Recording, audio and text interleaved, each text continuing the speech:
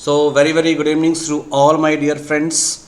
कैसे हो? क्या आप बीपीएससी की तैयारी में जमे हो, जेपीएससी की तैयारी में जमे हो, जेएसएससी की तैयारी में जमे हो, या फिर आरबीआई या फिर एसबीआई या फिर एसएससी या फिर आने वाले रेलवे की मेगा वैकेंसी के लिए अपने माइंडसेट को तैयार कर रखे हो? तो ये मैं आपको पूरी तरह से नए दौर में नई अप्रोच के बारे में जानकारी दे दूं कि आने वाले एग्जामिनेशनों में जो करंट अफेयर्स होगा वो बहुत ही महत्वपूर्ण होगा। तो मैं करंट अफेयर्स वन लाइनर ना लाके मैं आपके पास पूरी एनालिसिस के रूप में लाया हूँ, ताकि आप इसका एनालिसिस करें और बार बार रिविजन्स करें, ताकि आपके माइंड सेट में ये पूरी तरह से रह जाए। तो आइए, द हिंदू का जो बेस्ट एनालिसिस है नेशनल न्यूज़ पर हम आते हैं। और मैं ये कहना चाहूँगा कि हमारी वीडियो वीक में 1 और 2 ही मिल पाएगी आपको डियर, बट वो काफ़ी इफेक्टिव होगी। ये हमारी करंट अफेयर्स की, मैं डेली करंट अफेयर्स आपको नहीं दूंगा, बट वीकली अप्रोच जरूर आपको दूंगा डियर। ओके, चलिए सेशन के स्टार्ट करता हूँ। My self Ajit Mehta sir, जो लोग मुझे जानते हैं वेल एंड गुड, जो नहीं जानते हैं वो आज जान जाएंगे। My specially focus on BPSC, JPSC, JSSC, EPFO and whatever जो आपके बिहार के जो हाई कोर्ट वाले असिस्टेंट के एग्जामिनेशन, वो सभी के लिए हमारा वीडियो काफ़ी इफेक्टिव होगा। Very soon we are going to start the classes of economics. मैं बहुत जल्द इकोनॉमिक्स की क्लासेस को आपके पास लेके आ रहा हूँ डियर। वह जो बेस होगा वह क्लास 9, 10, 11 और 12 बेस्ट होगा। ओके, सेम वे मैं आपको ये बता दूँ कि जो हमारी जो सेशन है वो सेशन में आप देखोगे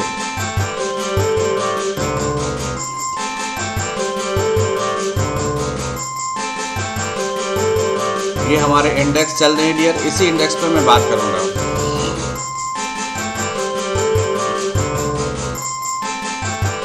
आइए, इंडेक्स आपकी समाप्त होती है और मैं सेशन की शुरुआत करता हूं। आप मुझे officer.official@gmail.com पर संपर्क कर सकते हो, या फिर अजीत मेहता 700404 पर आप मेरे को कांटेक्ट कर सकते हो। मैं आपको ज़रूर वहां पे मिलूंगा डियर, अपने बेहतरीन सेशन को लेकर।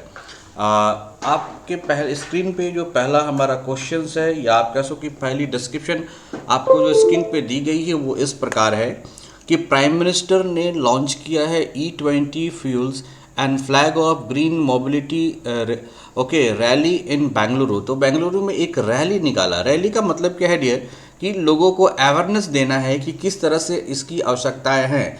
आज के डेट में हमारे देश को ऐसी एनर्जी इफ़िशिएंट की ज़रूरत है, ऐसे एनर्जी की ज़रूरत है जो हमारे पर्यावरण को कम से कम नुकसान पहुंचाए और अधिक से अधिक मुनाफा हमारे एग्रीकल्चर को मिले।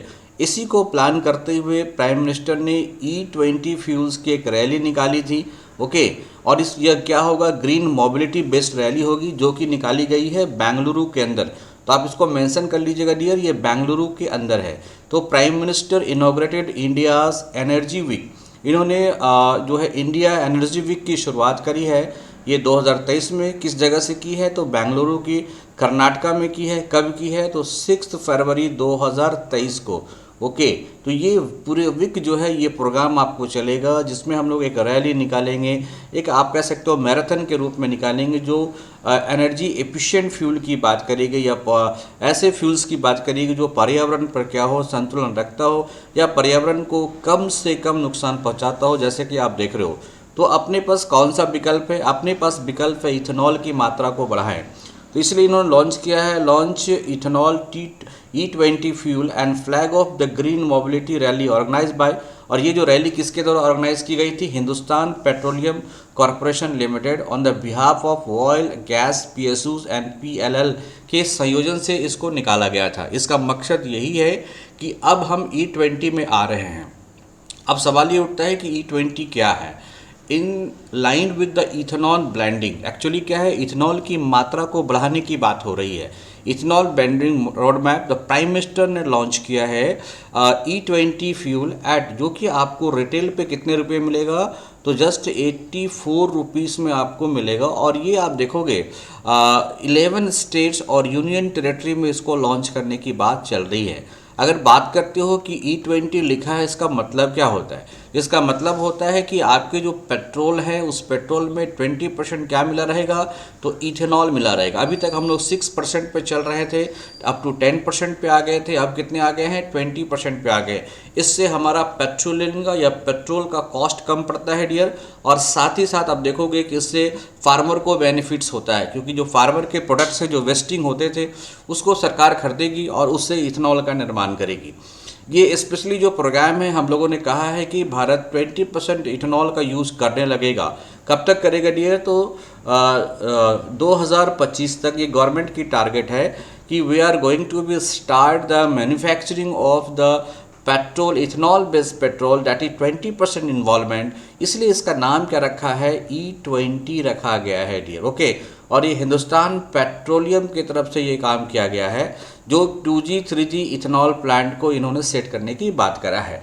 ये जो करने की बात करा गया है उसका थीम क्या है, तो ये है आत्मनिर्भर in the field of energy. तो भारत चाहता है कि ऊर्जा के क्षेत्र में आत्मनिर्भर बनना, क्योंकि आपको पता है डियर कि हम जो ये पेट्रोल्स डीजल्स लेते हैं ये कच्चे माल के रूप में या कच्चे प्रोडक्ट्स के रूप में विदेशों से आयात करते हैं, जिससे आपके देश का काफ़ी पैसा बाहर चला जाता है। अगर मैं इसमें इथेनॉल की मात्रा को बढ़ा दूं तो जाहिर सी बात है ये 20% मुझे कम आयात करनी पड़ेगी, और 20% हमारे डोमेस्टिक जो हमारे एग्रीकल्चर बाई प्रोडक्ट्स है उससे हम इसको निकाल सकते हैं। Okay, due to the sustain effort of the government के अथक प्रयास से ethanol production capacity has been 6 time increase since 13 and 14। अब देखोगे कि 13-14 के अंदर जो हमारे इथेनॉल प्रोडक्शन है उसको गवर्नमेंट ने 6 गुना बढ़ा दिया है। The achievement in the courses of last 8 years under the ethanol blending program and biofuel program have not only augmented India's energy security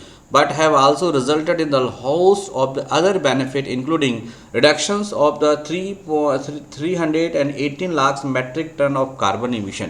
मैं इससे यही नहीं कर रहा हूँ, जब आपके पास इथेनॉल जाता है तो यह एनर्जी सफिशिएंट होता है, इफिशिएंट होता है, और ये क्या कर रहा है कि 318 लाख, ओके, इतनी बड़ी मात्रा में जो टन कार्बन डाइऑक्साइड इमिशन को क्या है हम लोग कम करते हैं, और साथ ही साथ विदेशी मुद्रा का भंडार हमने कितना बचाया है, मतलब विदेशों को जो पैसा देते थे तेल खरीदने में उसमें 54,000 करोड़ रुपए की सेविंग करा है। तो बहुत ही बड़ा ये गवर्नमेंट का क्या है कि रोल है कि आप भारत के पैसे को बचाएं। इससे हमारा क्या होगा कि पैसे का वैल्यूज़ बढ़ेगा और दूसरे डेवलपमेंट कार्यों में लगा सकते हैं। तो ये इट इज़ वेरी गुड, और इसके लिए उन्होंने एक रैली निकाल के जिसकी शुरुआत उन्होंने कर्नाटका से करी है, जिसका नाम है आत्मनिर्भरता in the field of energy, और ये हम लोग 6 टाइम ज़्यादा इफेक्टिव हुए हैं, और 318 lakh metric ton of carbon dioxide emission को हम लोगों ने शेप किया। तो देखो आपको ये क्वेश्चन तो यहाँ से बन पाता है, दूसरा क्वेश्चन E20 के बारे में आपसे पूछ देगा, और तीसरा क्वेश्चन ये पूछ देगा कि कब तक गवर्नमेंट ने प्लान कर रखा है इथेनॉल ब्लेंडिंग्स को कंप्लीट करने का E20 को, तो ये 2025 तक रख देगा। इससे कितने विदेशी मुद्रा की भंडार की बचत हुई है, तो 54,000 करोड़ रुपया विदेशी यू कैन से आपके मनी की सेविंग हुई है, और कार्बन इमिशन में 318 लाख मैट्रिक टन की गिरावट आई है, क्योंकि हम क्या यूज़ कर रहे हैं, इथेनॉल बेस्ड हम लोग पेट्रोल यूज़ कर रहे हैं। As a result there has been payment of around 81800 means 80,800 crore towards ethanol supplying during 14 to 20 and transfer of more than 49,000 crore to the farmer. और फार्मर के द्वारा जो वाई प्रोडक्ट्स होते हैं उसको खरीद कर गवर्नमेंट ने फार्मर के कितना पेमेंट किया है, तो 81,800 करोड़, या फिर आप कह सकते हो 49,000 करोड़ टू द फार्मर को उन्होंने क्या किया है, तो पेड किया है, और सप्लाई करने वाले को 81,800 करोड़ रुपया पेड किया है। ये बहुत बड़ी बात है, और गवर्नमेंट की जो टारगेट है कि हम किसानों के आय को दोगुना करेंगे, इसमें काफ़ी मददगार होगा डियर। तो ये पूरी तरह से आपकी ब्रीफिंग हो गई, और इससे क्वेश्चन बाहर नहीं जा सकता है। तो रिवीजन कर सकते हैं कि प्राइम मिनिस्टर ने ग्रीन मोबिलिटी रैली की शुरुआत कहाँ से करी, तो बेंगलुरु से करी। उन्होंने क्या करा, तो इंडिया एनर्जी वीक की शुरुआत करी, कहाँ से, बेंगलुरु, कर्नाटका के बेंगलुरु से। कब करी, तो 6 फरवरी को करी, और इन्होंने क्या लॉन्च किया है, E20 fuel and flag of green mobility rally को किया है, जो किसके सौजन से, तो HPCL मतलब इस बनाएगा कौन इसको, हिंदुस्तान पेट्रोलियम कॉरपोरेशन लिमिटेड के द्वारा। और इसे हम लोगों 84 रुपीज़ में हम क्या करेंगे, मार्केट में उतारेंगे। इसकी लॉन्चिंग 11 स्टेट और यूनियन टेरिटरी में होगी और 2025 तक मैं क्या करूँगा, पूरी तरह से भारत में इथेनॉल 20% की शुरुआत कर दूंगा। और आत्मनिर्भरता इन द फील्ड ऑफ, मतलब भारत सक्षम बनाना है किसके क्षेत्र में, ऊर्जा के क्षेत्र में। हम लोगों ने 6 गुना इसमें तरक्की पाई है और जिसके वजह से 318 lakh metric ton carbon dioxide की इमिशन पर बैंड किया है और 54,000 करोड़ रुपया की सेविंग करी है और किसानों को 49,000 करोड़ रुपया दिया गया है, किसके लिए, इथेनॉल की खरीद के लिए। इंपॉर्टेंट है डियर, बहुत इंपॉर्टेंट है। अगर बात करते हैं इथेनॉल ब्लेंडिंग प्रोग्राम, यह national green hydrogen mission with fuel Indian economy towards a target of $5 trillion economy and realizing net zero by 2070। मतलब हम कार्बन इमिशन को नेट जीरो कर सकते हैं, कब तक, 2070 तक का टारगेट रखा। देखिए यहाँ से 2 क्वेश्चन बनते हैं। 2025 तक मैं क्या करूँगा, आपको बिल्कुल ही यू कैन से कि आपके कार्बन इमिशन को कम करने के लिए E20 की शुरुआत कर दूंगा और 2070 तक कार्बन इमिशन पूरी तरह से नेट जीरो पे चलाएगा। और साथ ही यह जो है एक अलग से हाइड्रोजन मिशन या फिर इथेनॉल ब्लेंडिंग की जो इंडस्ट्रियां लगेंगी, इस इंडस्ट्री से 5 ट्रिलियन इकोनॉमी को बनाने में काफ़ी मदद मिलेगी। तो ये बड़ा इंपॉर्टेंट है कि हम आज़ादी की अमृत महोत्सव तक इस तरह को अचीव को हम लोग प्राप्त कर लेंगे। So it is wonderful explanation जो E20 की हुई है, जो बेंगलुरु कर्नाटका से हुई है। It is a good initiative. तो यहाँ से आपके एग्जामिनेशन में क्वेश्चन आने की पॉसिबिलिटीज काफ़ी ज़्यादा है डियर। ये 2 स्लाइड से 15 से 20 क्वेश्चन आपको बन पाते हैं। आइए नेक्स्ट डिस्क्रिप्शन को हम लोग देखते हैं। पीएम मोदी ने या प्राइम मिनिस्टर नरेंद्र मोदी ने या माननीय या dynamic prime minister Narendra Modi ने एशिया का लार्जेस्ट हेलीकॉप्टर मैन्युफैक्चरिंग फैसिलिटी को डेवलप किया है, किधर, इन कर्नाटका तुंबकारू, कर्नाटका के तुंबकारू में। ये पूरे एशिया का सबसे बड़ा लार्जेस्ट हेलीकॉप्टर मैन्युफैक्चरिंग। अगर आप एशिया की बड़ा बात करोगे तो ये चाइना से भी ज़्यादा होगा ना डियर। तो भारत को अगर एशिया में बात करो तो भारत और चाइना से ही कंटेंट है हमारा, तो हम चाइना से भी बड़ा मैन्युफैक्चरिंग हब को शुरू कर रहे हैं। Prime minister Narendra Modi dedicated to the nation the Hindustan aeronautics limited helicopter factory. ये हिंदुस्तान एरोनॉटिकल्स लिमिटेड के द्वारा बनाई गई, कहाँ पे, तो कर्नाटका तुंबकुरू में ये बनाया गया है। ये वेरी इंपॉर्टेंट है। The facility will enhance Indian capacity and ecosystem to build the helicopter. ये आपके भारत को या भारतीय इकोसिस्टम को ये क्या करेगा, हेलीकॉप्टर को प्रोड्यूस करने में मदद करेगा और हम हेलीकॉप्टर दूसरे देशों को बेचकर हम अधिक से अधिक पैसा कमा सकते हैं। ये 1000 हेलीकॉप्टर बनाने की कैपेसिटी रखता है। It is a wonderful initiative. This will result in providing employment for around 6000 people. और यह 6000 लोगों को रोजगार भी देगा डियर। तो आप देख सकते हो डेवलपमेंट के कई आयाम होते हैं, सोच में वृद्धि होती है, देश बढ़ता है। 6000 लोगों को रोजगार मिलेगा डियर और इससे विदेशी मुद्रा भी भारत में काफ़ी बढ़ेगा, क्योंकि हेलीकॉप्टर बना के मैं दूसरे देशों को बेचा करूँगा। आइए अब मैं कहता चलूँगा कि ऑफिसर पॉइंट को ज़रूर से ज़रूर सब्सक्राइब करें dear.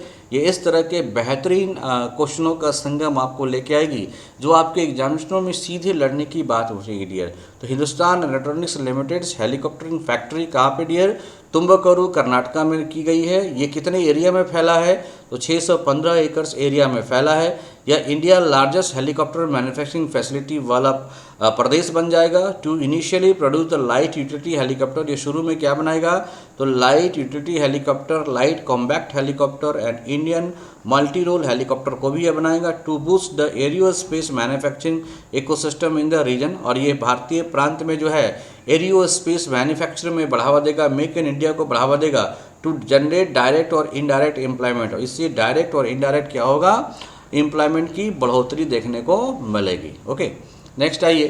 The prime minister Shri Narendra Modi inaugurated the 14th editions of aero India 2023 at air force station. इन्होंने क्या है कि हमारे भारत में जो है नए एयरक्राफ्ट जो हम लोग बनाते हैं उसको एक प्रदर्शन के रूप में लाते हैं। The runway to a billion opportunity, ये क्या है, इसकी थीम क्या है कि to runway to a billion opportunity, billion to billion संभावनाओं को लेकर हमारा ये एयर शो दिया गया था। इसके और इसका कंडीशन क्या था, make in India make for the world, हम भारत में बना रहे हैं किसके लिए, पूरे विश्व के लिए। विटनेस जो हमारे इस एरियो शो को, या एयर जो शो हुआ था, इसमें 18 कंट्री ने पार्टिसिपेट किया था, और जिसमें कि आप देखोगे 800 डिफेंस कंपनी आई थी, जिसमें कि 100 आप देख सकते हो विदेशी कंपनियां थीं और 700 इंडियन कंपनीज थीं, जिन्होंने अपना अपना उत्पाद जो है इस एरियो शो में दिखाया है। तो ये क्वेश्चन आपका कंफर्म है कि भारत का 14वां एरियो इंडिया जो एडिशंस है वो किधर हुआ है, तो यालंका बेंगलुरु के अंदर हुआ है। ओके, और इसमें 100 विदेशी कंपनियों ने पार्टिसिपेट किया है। इसकी थीम क्या है, ये बेसिकली थीम है, मतलब वाक्य विषय है। हिंदी वाले जिनको नहीं समझ में आता है डियर, वाक्य विषय के बारे में आप लिख सकते हो the runway to a billion opportunities, और ये make in India make for the world के तर्ज पर इस पर काम किया जा रहा है। आपको पता होगा कि राष्ट्रपति भवन जिसे आप के अंदर जो मुगल गार्डन है, उस मुगल गार्डन को हम लोग क्या कहेंगे, अमृत गार्डन कहेंगे। तो राष्ट्रपति भवन के अंदर ये सुंदर सा जो आपको गार्डन दिख रहा है, इसका पहले नाम क्या था डियर, तो मुगल गार्डन था। अब इसका नाम क्या हो जाएगा, तो अमृत उद्यान हो जाएगा। क्या हो जाएगा डियर, अमृत गार्डन नहीं, अमृत उद्यान। The Rashtrapati Bhavan gardens, okay, popularly called the Mughal gardens, were renamed Amrit Udyan on January 28, 2023. Opened for the public annual during spring, the Mughal Gardens are a popular tourist spot in New Delhi. और ये जो Mughal garden है ना, काफ़ी popular tourist place है, कई लोग यहाँ पे जाते हैं। स्पेशली ये आप देखोगे एनुअल जो वसंत के मौसम होते हैं, इसमें इनको ओपन किया जाता है पब्लिक डोमेन्स के लिए, पब्लिक यहाँ विजिट कर सकते हैं। तो राष्ट्रपति भवन की अगर बात करेंगे तो यह क्या है, प्रेसिडेंट का होमेज है, homage to the president of the world largest democracy, विश्व की सबसे बड़ी डेमोक्रेसी की स्थान है। इप्टोमाइज इंडियन स्ट्रेंथ, ये भारत के स्ट्रेंथ को दर्शाता है, इट्स डेमोक्रेटिक ट्रेडिशन को दर्शाता है, एंड सेक्युलर करेक्टर को भी दर्शाता है। कौन, हमारा राष्ट्रपति भवन। और इस राष्ट्रपति भवन को डिजाइन किसने किया था, sir Edwin Lutyens and Herbert Bakers ने इसे बनाया था या इसको डिज़ाइन किया था। Okay, it was sir Lutyen who conceptualize the H shape building. और ये हमारी बिल्डिंग कैसी है, तो एच शेप बिल्डिंग है। ये कई बार सवाल में पूछा गया है कि भारत के राष्ट्रपति भवन का बिल्डिंग का शेप कैसा, H shape. Covering an area, ये कितने एरिया में फैला है, तो 5 एकड़ एरिया में फैला है, और 330 एकड़ स्टेट्स, मतलब 330 कमरे आप कह सकते हो इसके अंदर है। This mansions has a total of 340 room है, spread over the full floor, and 2.5 kilometre of corridor, 2.5 kilometre का कॉरिडोर है, और 190 एकड़ का गार्डन एरिया। आप समझ सकते हो कितना बड़ा हमारा राष्ट्रपति भवन है। बेसिकली अगर बात करोगे तो ये राष्ट्रपति भवन ना ओरिजिनली क्या था, ये तो वायसराय का निवास स्थान था, वायसराय ऑफ इंडिया या वायसरायज हाउस कहा जाता था। कब, जब अंग्रेज यहाँ शासन करता था। तो former president of India Shri R Venkataraman ने अपने वक्तव्य में कहा है, has highly said the nature and man, rock and architecture have rarely collaborated to find a purpose as in the fashioning of the magnificent Rashtrapati Bhavan. उन्होंने कहा है कि राष्ट्रपति भवन में प्रकृति, आदमी, पत्थर और आर्किटेक्चर का जो है जबरदस्त मिला जुला रूप आपको देखने को मिल रहा है। किसके अंदर, तो राष्ट्रपति भवन के अंदर। तो 330 एकड़ में इसकी बिल्डिंग बनी गई है। पूरा का पूरा आप देखो 5 एकड़ का ये क्या एरिया कवर करता है, और 340 रूम इसके अंदर है, 2.5 किलोमीटर कॉरिडोर है, और 190 एकड़ ऑफ गार्डन एरिया है। तो हिंदी वाले इसको हिंदी में लिख सकते हैं, कोई बड़ी बात नहीं है इसमें। ओके, अगर आप बात करते हो तो राष्ट्रपति भवन के लुक को आप देख सकते हो। और इसमें जो अंतिम गवर्नर जनरल थे वो कौन थे, सी राजगोपालाचारी। तो इसमें बैठने वाले अंतिम गवर्नर जनरल आप कह सकते हैं C Rajagopalachari. On the occasion of the celebration of 75 year of independence as Azadi Ka Amrit Mahotsav, हम 75वें साल 75 ईयर आज़ादी के महोत्सव को पर ही हमने राष्ट्रपति ने अनाउंसमेंट किया था कि राष्ट्रपति भवन जो है, राष्ट्रपति भवन की जो गार्डन जिसका नाम मुगल गार्डन है, नाउ नॉन एज अमृत उद्यान। ओके, ये कभी पूछा जा सकता है कि अमृत उद्यान की जो अब अनाउंसमेंट कब हुई थी, तो 75th ईयर ऑफ इंडिपेंडेंस पे हम लोग आज़ादी के अमृत महोत्सव पर हम लोगों ने इसका नामांकन किया था। ओके, ये भी काफ़ी इंपॉर्टेंट है। राष्ट्रपति भवन का निर्माण किसने कराया, ये भी इंपॉर्टेंट है। कमरे कितने हैं, ये भी इंपॉर्टेंट है। पहले ये वायसराय हाउस हुआ करता था, अब इसकी जो गार्डन है वो मुगल गार्डन कहलाएगी। ओके, चलिए, वेरी इंपॉर्टेंट, ये भी आपके लिए है। चलिए नेक्स्ट, इसरो ने सक्सेसफुली लॉन्च किया है SSLV-D2 carrying 3 satellite from Sriharikota. SLV का मतलब स्मॉल होता है। इसको 3 सैटेलाइट को ले जाने के लिए एक रॉकेट को लॉन्च किया है। The SSLV-D2 successfully put into their intended orbit earth observation satellite. Actually क्या है, ये EOS सैटेलाइट है, मतलब earth observation satellite. Okay, Janus 1 और Chennai based space startup space kids और Azaadi sats 2 and EOS 7 in 450 kilometer orbit. तो ये तीनों जो है 450 किलोमीटर ऑर्बिट में इनको क्या है, तीनों सैटेलाइट को सेट कर दिया गया है। और किसके द्वारा दागा गया था, लॉन्च किया गया था, SSLV-D2 के द्वारा। ये लॉन्च व्हीकल है। ओके, और इसको श्रीहरिकोटा से किया गया था dear. Okay, the 34 meter tall SSLV-D2 weighing 120 ton took off from the first launch pad of Satish Dhawan space centre. The 3-stage SSLV ये क्या है, स्मॉल सैटेलाइट लॉन्च व्हीकल है, पावर्ड बाय द, ये क्या सॉलिड फ्यूल से पावर्ड है। Okay, that is important one. और ये आप बात करोगे कि नट सेल आप देखोगे, SSLV-2 क्या है, स्मॉल सैटेलाइट लॉन्च व्हीकल्स है। D2 इसका नाम है। इससे 3 सैटेलाइट को लॉन्च किया गया है सतीश धवन स्पेस सेंटर से। ये काफ़ी इंपॉर्टेंट है, आपके एग्जामिनेशन में पूछ सकता है इसरो क्या है।